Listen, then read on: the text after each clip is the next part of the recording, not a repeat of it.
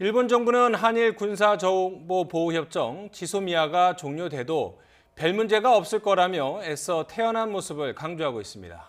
하지만 속사정이 꼭 그렇지만은 않은 것으로 보입니다. 도쿄에서 황보현 특파원이 보도합니다. 한국에 대한 경제보복 철회를 지소미아 종료 재검토의 전제 조건으로 제시한 데 대해 가지야마 일본 경제산업상은 차원이 다른 문제라며 거부했습니다. 스가 관방장관은 지소미아가 본래부터 크게 중요하지 않았다는 듯 의미를 축소했습니다.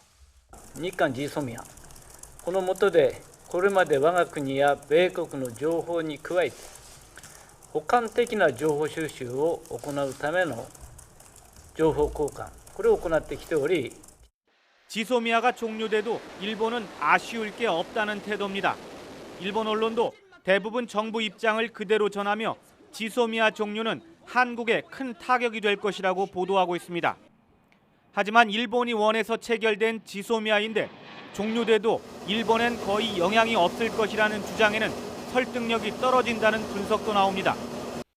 2016년 지소미아 체결 당시 일본 자위대 최고위직에 있었던 한 인사는 일본 언론과의 인터뷰에서 지소미아는 일본이 강하게 원해서 체결된 것으로 종료되면 기밀성 높은 한국 정보를 못 받게 된다고 말했습니다.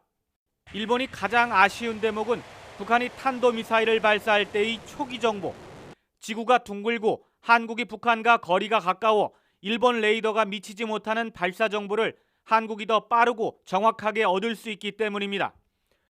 특히 최근 북한이 낮은 고도로 발사한 신형 미사일의 경우 일본 레이더가 더 포착하기 어려워 한국 정보가 한층 아쉬운 상황입니다.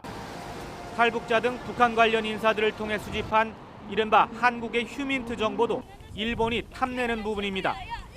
아무 문제 없다는 일본 정부의 호언장담과 달리 지소미아가 종료되면 안보상 일본에도 아쉬울 게 많다는 얘기입니다. 한일 관계에 정통한 소식통은 최근 접촉한 일본 정부 인사나 외교 전문가들이 이구동성으로 한국에만 피해가 간다고 하면서도 지소미아 종료는 안 된다고 주장하는 것도 이런 속사정이 있는 것으로 보인다고 말했습니다. 도쿄에서 YTN 황보현입니다.